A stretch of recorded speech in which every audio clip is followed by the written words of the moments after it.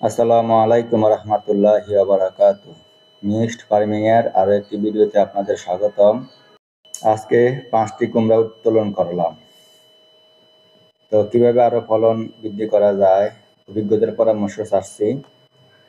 Like comment share করে আপনার বন্ধুদের দেখার সুযোগ করে দিন। এ ধরনের আরো ভিডিও দেখতে মিক্সড ফার্মিং এর সাথেই থাকুন। আসসালামু আলাইকুম ওয়া রাহমাতুল্লাহি ওয়া বারাকাতুহু।